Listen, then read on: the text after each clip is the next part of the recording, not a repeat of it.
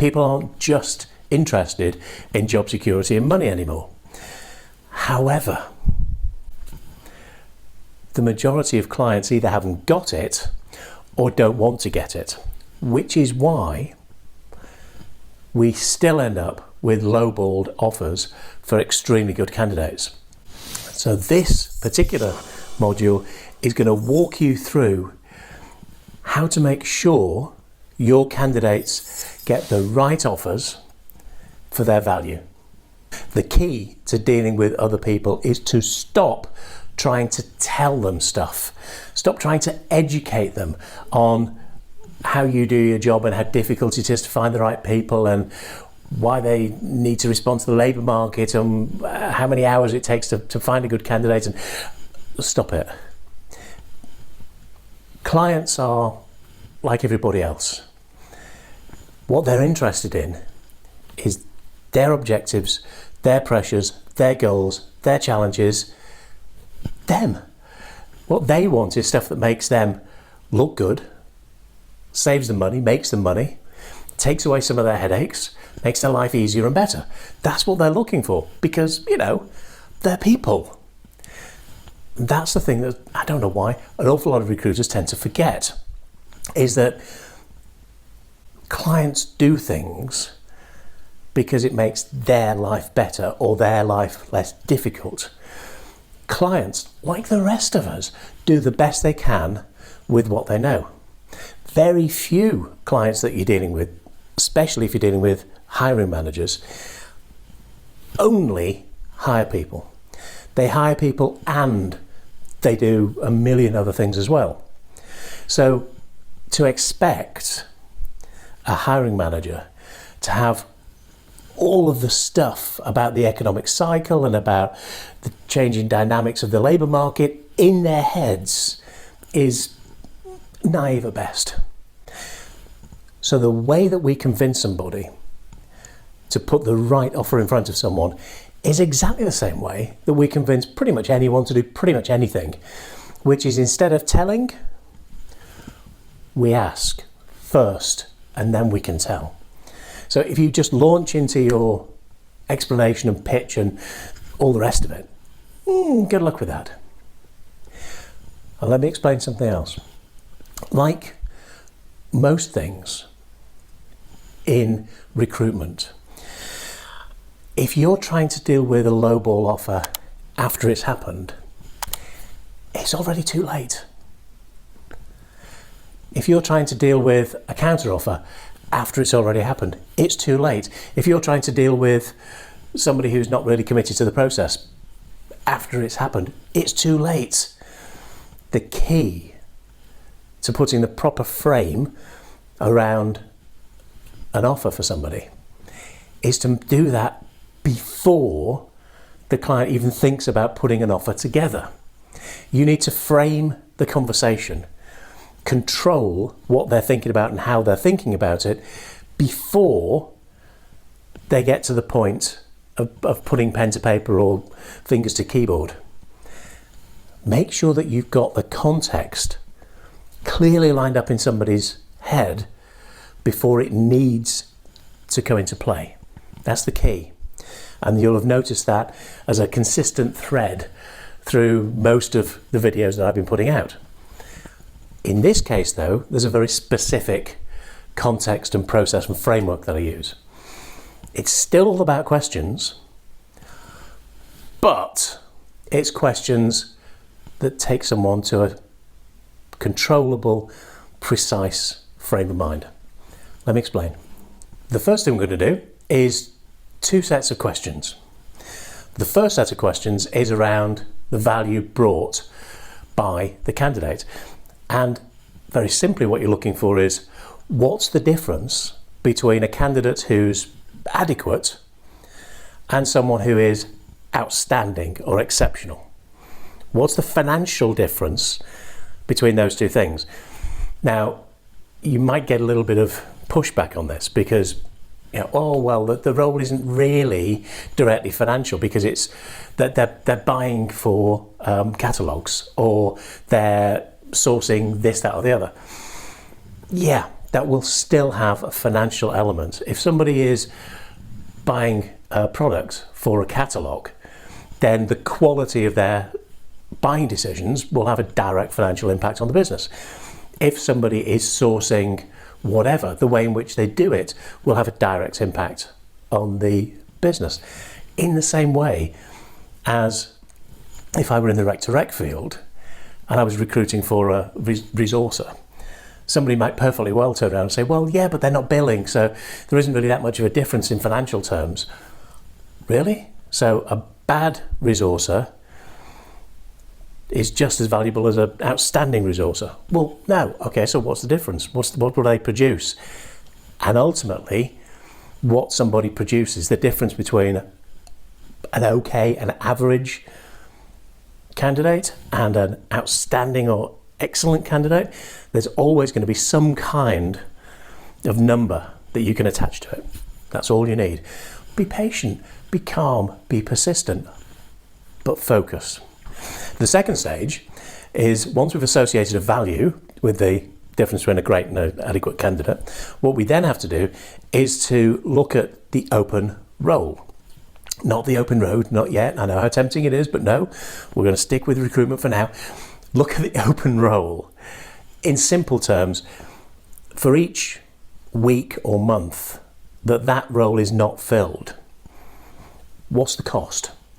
The cost in terms of work that doesn't get done, revenue or profits that's lost, the direct cost of having a temp or an agency person in that role, whatever it may be. So what's the cost of that role remaining unfilled? So what you now have is two numbers. The first number is the difference between an average and an outstanding performer. The second number is a value for each week or month that role is not filled.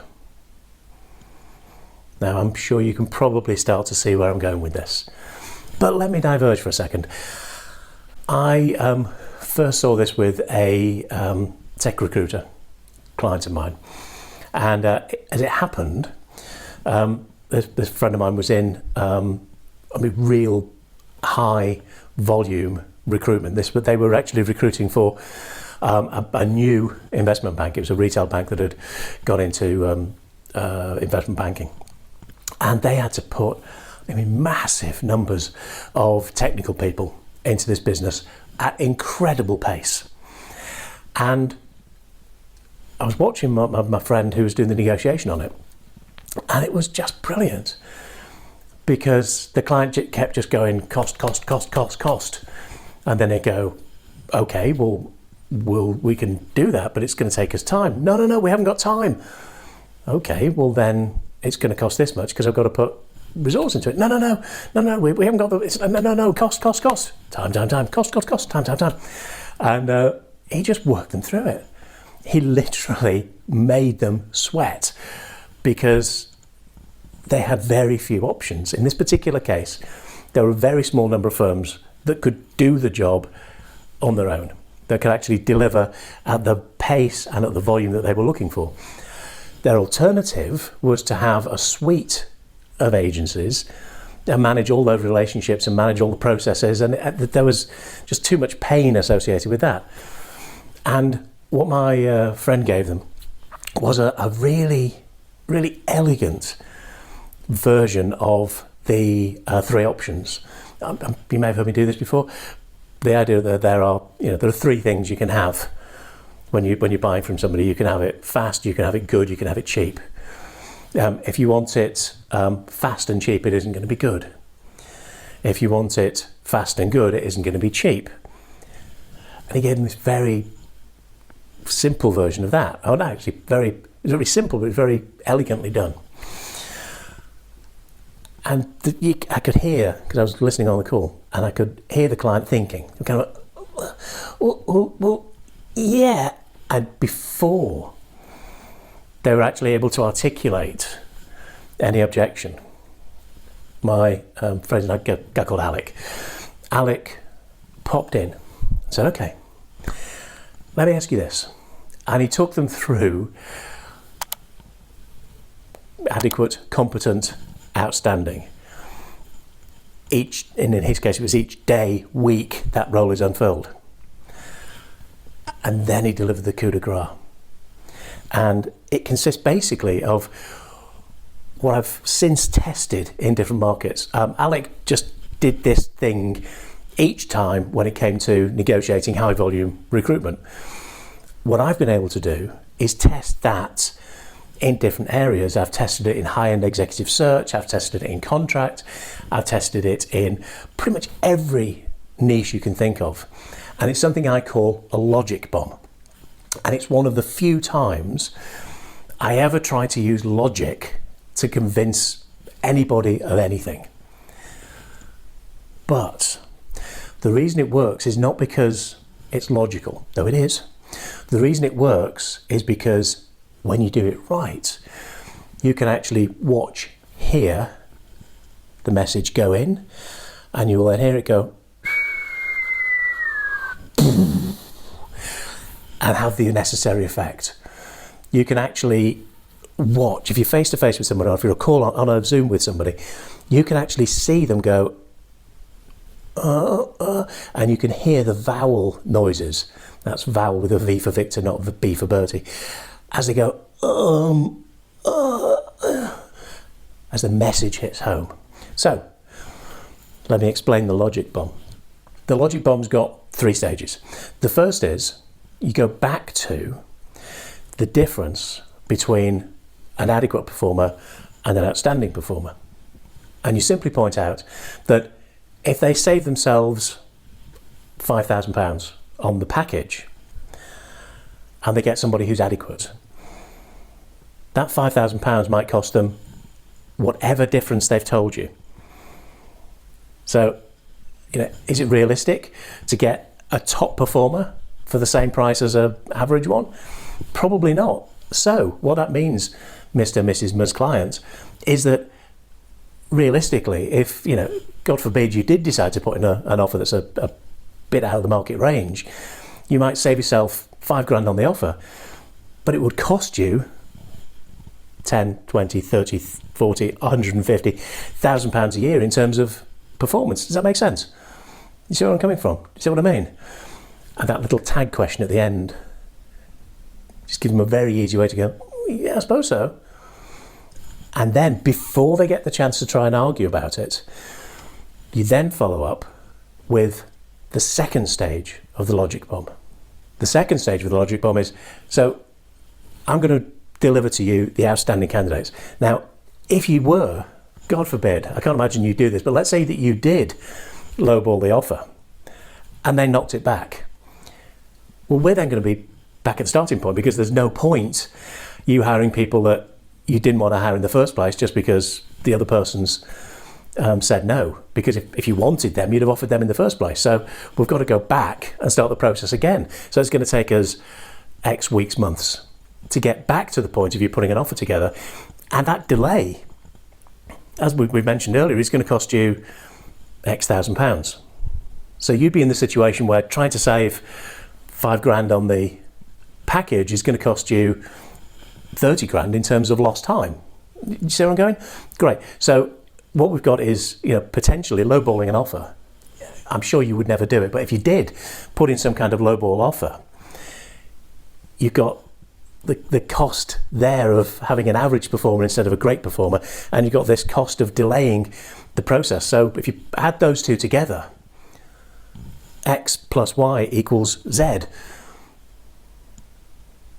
Does that make sense? It's not a very complicated process. All you have to do is to ask them questions and get them to give you a value. Get them to tell you the difference between an average and an outstanding performer. Get them to tell you the cost of delay, the cost of having to relaunch the recruitment process. And it's important that it comes from them. Why is it important that it comes from them? Because they are the most influential and important person in their own life. The one person that they find it very hard to argue with is themselves. You can say something till you are blue in the face, and somebody may or may not believe you. They may believe you if it chimes with what they already believe. They won't believe you if it's something they disagree with. The idea of trying to put facts out there in the belief that those facts will be so amazingly persuasive that people will automatically go, you're right. You're absolutely right. How could I possibly have been so stupid? I've been so naive. I'm a moron. You are a genius who has benefited me massively. You've changed my entire view of the world simply by telling me stuff. Yeah, that's not how it works. Think about it. Is there anything that you believe that you know is fundamentally untrue? Well, Stephen, if I knew it was fundamentally untrue, I wouldn't believe it, would I? That's kind of the point I'm making. If I ask you for facts, if I ask you for your opinions, and then I replay your facts and I replay your opinions to you, are you going to agree with them or disagree with them? Well, obviously you're going to agree with them because they're your facts, they're your opinions. So by getting the client to tell you the difference between outstanding and brilliant, to get the client to tell you the cost of relaunching the recruitment process, when you then summarize those back to them and add them together, they can't easily disagree with them because they're their facts. Does that make sense? Perfect. You'll find notes on this just below, by the way. But I want to emphasize something. When I was doing the demonstration before, slightly overly dramatic, it's slightly melodramatic, by the way, just for effect. But something you may or may not have picked up on while I was doing that demonstration is that everything I said was about if you did come up with a low offer. It's not now that you have come up with a low offer. This essentially, this logic bomb is a form of inoculation, and I will use it as early as I possibly can in the recruitment process. It is useless once you've got a lowball offer. Once you've got a lowball offer from somebody, you just have to deal with the consequences of it. This logic bomb is dropped in early. It's dropped in before first interview, it's dropped in before second interview. It is certainly, absolutely dropped in before the client goes off and thinks about an offer. Because once they've come up with an offer, they've dug their heels in. They've set their opinion in stone, well, in email, on paper. And it's really difficult to dig somebody out of that position. So you drop the logic bomb, you don't even need them to explicitly agree with it. You don't need them to go, oh my God, Stephen, you are so right. I wish I'd thought of that before. If they did, I think it's happened to me once, and I'm fairly sure they were taking the mickey. You don't need that. All you need is them to go, okay. And maybe later on you'll remind them of it before they come up with the offer. But that's designed to just drop the message in, and it just sits there and it percolates and it frames their thinking before they put the offer together. And what's more, there's one other really useful thing, which is that the logic bomb can also give your contact ammunition to make the case for a better offer internally with their colleagues, because they now are armed with a very hard to refute argument about why they need to make sure the offer is as good as possible and gets the deal done for the right person.